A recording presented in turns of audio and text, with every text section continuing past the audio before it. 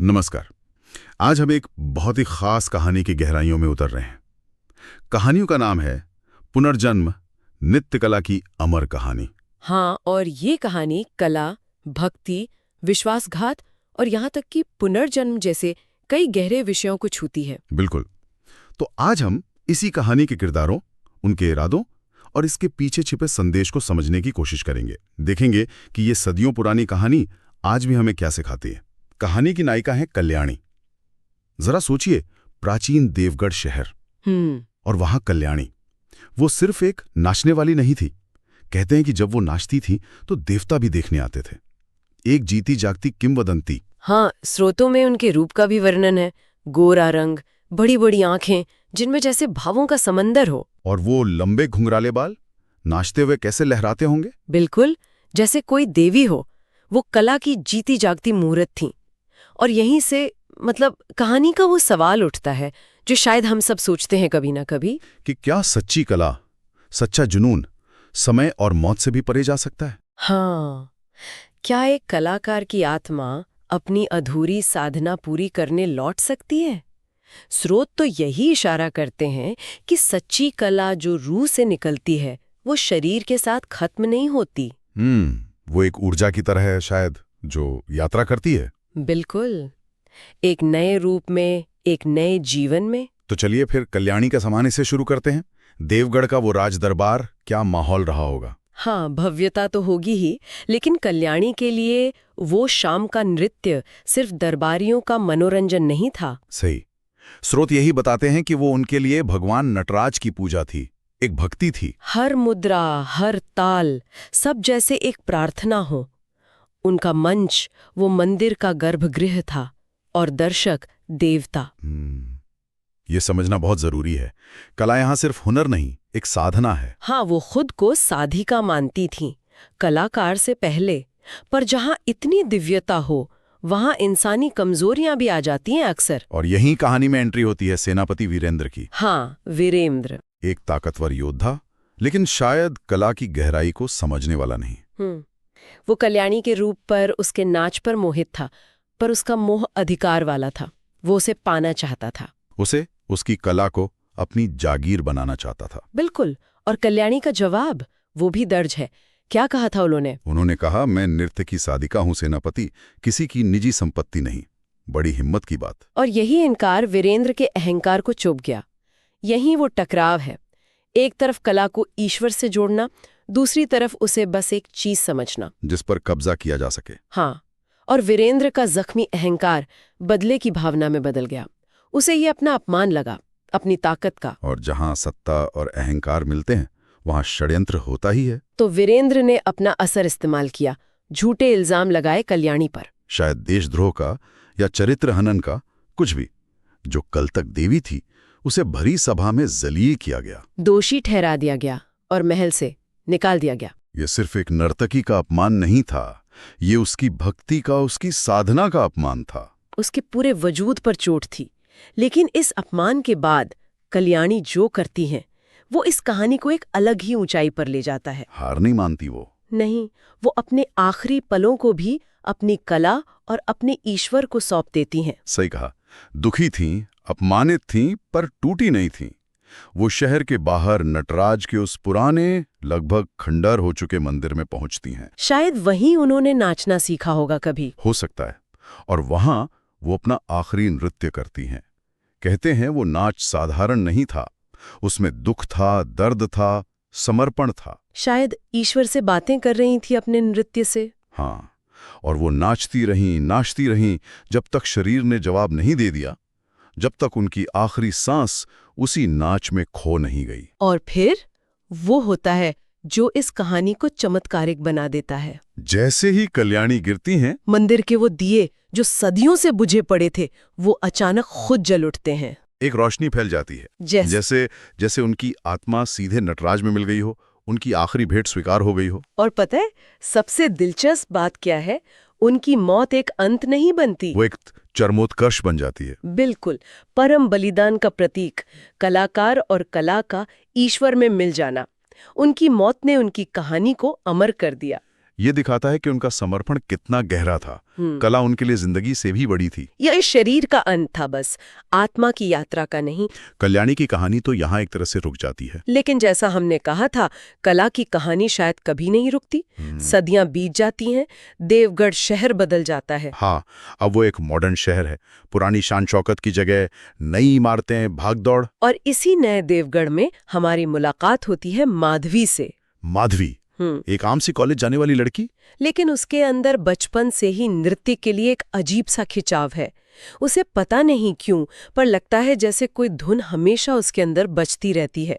बस एक अदृश्य जुड़ाव महसूस करती है। और यही अदृश्य जुड़ाव कहानी की अगली कड़ी है ना? बिल्कुल, ये एक बेचैनी है, एक तलाश, जो उसे एक दिन ले जाती है उसी पुराने खंडहर हो चुके नटराज मंदिर तक। संयोग से? हाँ, कॉलेज के किसी फंक्शन की तैयारी करते हुए भटक जाती है शायद। हाँ, कुछ ऐसा ही।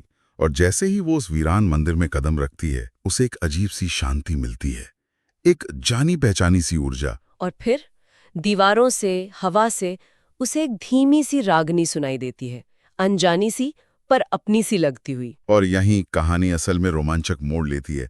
माधवी, जिसने शायद शास्त्रीय नृत्य की थोड़ी बहुत ट्रेनिंग ही ली होगी, वो अचानक नाचने लगती है, खुद ब खुद, बिना किसी कोशिश के। उसके हाथ, पैर, शरीर वो मुद्राएं बनाने लगते हैं, वो भाव दिखाने लगते हैं जो उसने कभी सीखे ही नहीं थे। वो ताल, वो लय, वो चेहरे के भाव, सब कुछ जैसे किसी और दुनिया का हो, प्राचीन, दिव्य। ऐसा लगता है मानो कोई और शक्ति उसके शरीर से नाच रही हो। और ये सब देखकर वहां मंदिर का एक बूढ़ा पुजारी था, जो शायद वहां की देखभाल करता था, पुरानी कहानियां जानता था। वो हैरान रह जाता है। उसकी आंखों में हैरानी भी है और पहचान भी।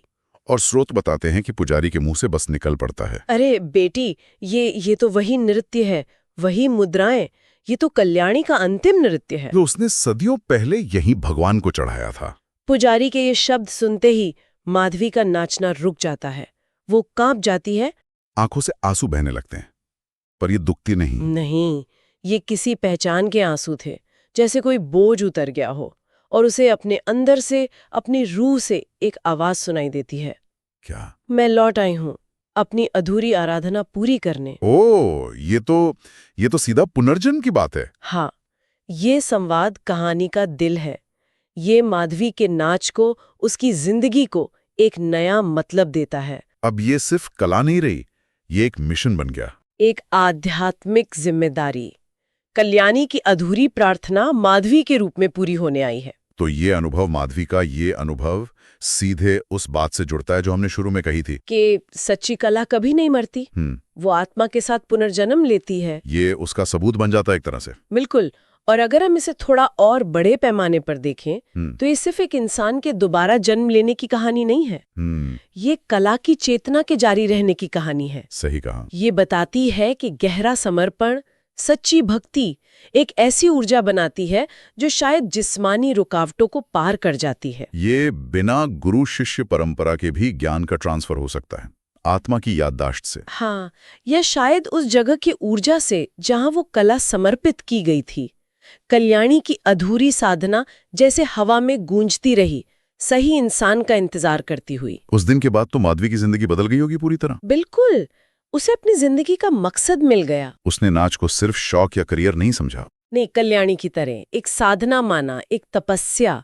उसका लक्ष्य बन गया उस अधूरी आराधना को पूरा करना, कल्याणी की कला और भक्ति को फिर से जिंदा करना। और उसने कर दिखाया। बहुत मेहनत की, रियाज किया, लेकिन उससे ज्यादा उसने उस नाच की आत्मा को समझा। धीरे धीरे उसकी शोहरत फैली होगी। हाँ, लोग उसके नाच में कुछ अलग महसूस करते थे, कुछ दिव्य सा। वही गहराई, वही समर्पण झलकता था। स्रोत में एक लाइन है ना उसकी कला के बारे में। हाँ, बहुत खूबसूरत है। जब माधवी नाचती है तो जैसे हवा भी थिरक उठती है। ये लाइन हमें कल्याणी की याद दिलाती है। जब कल्याणी नाचती थीं तो देवता भी झूम उठते थे। बिल्कुल, ये निरंतरता है।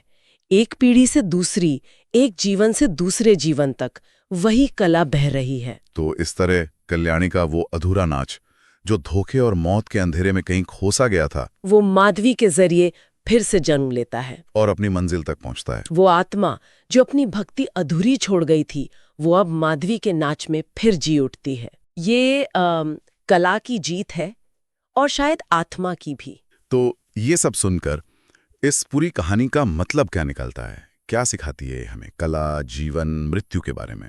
देखिए, मेरे ख्याल से तो कई गहरे मतलब हैं।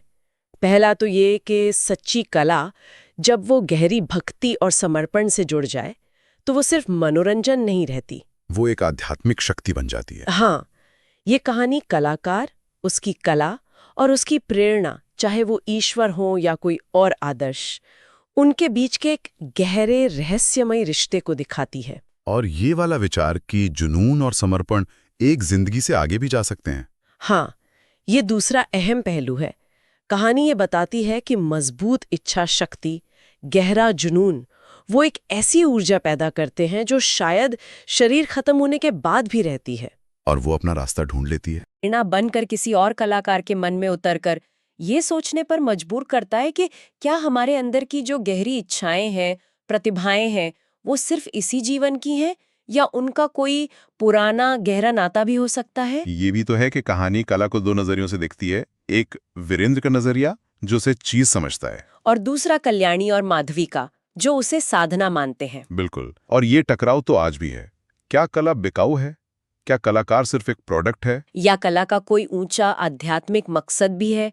कहानी तो साफ तौर पर दूसरे पक्ष के साथ है। ये कला के बाजारीकरण पर भी एक तरह की टिप्पणी है। कलाकार की आजादी और उसकी कला के सम्मान की बात करती है। हाँ, कि कला जब भक्ति और सच्चाई से की जाए तो अमर हो जाती है, उसे चीज समझने की कोशिश बेकार जाती है। तो कुल मिलाकर कल्याणी के दुखद अंत से माधवी की पूर्ति तक का ये सफर ये दिखाता है कि कला और भक्ति में वो ताकत है जो समय, मौत, यहाँ तक कि इंसानी नफरत को भी हरा सकती है। हाँ, ये अमरता का ही एक रूप है। बहुत उम्मीद जगाने वाला, शक्तिशाली संदेश है। लेकिन ये कहानी कुछ सवाल भी छोड़ जाती है सोचने के लिए।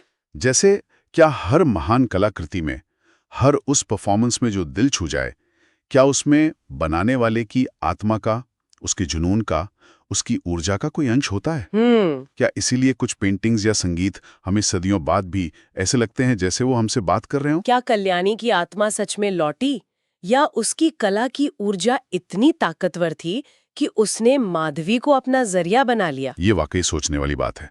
और शायद एक सवाल और जो हमसे ज्यादा जुड़ा है, क्या हम सब के अंदर भी कोई ऐसी दबी हुई अधूरी सी लगन है? कोई ऐसा हुनर या जुनून जिसे हम पहचान नहीं पाए हैं, जो शायद किसी पिछले अनुभव से, किसी भूले सपने से, या जैसा कहानी कहती है किसी पिछले जन्म से जुड़ा हो, और बस सही वक्त का इंतजार कर रहा हो जागने के लिए? बिल्कुल। ये कहानी हमें अपने अंदर झांकने को भी कहती है, अपनी कला को, अपने जुनून को सिर्फ शौक या काम न समझकर पूरी सच्चाई और समर्पण से जीने की प्रेरणा देती है। क्योंकि कौन जाने, शायद उसी में अमरता का कोई राज छिपा हो। इन्हीं ख्यालों के साथ कल्याणी और माधवी की इस अनोखी कहानी और नृत्य कला की अमरता की इस चर्चा को हम यहीं रोकते हैं। उम्मीद है कला, भक्ति और आत्मा की इस यात्रा ने आपको भी सोचने के लिए कुछ नया दिया होगा।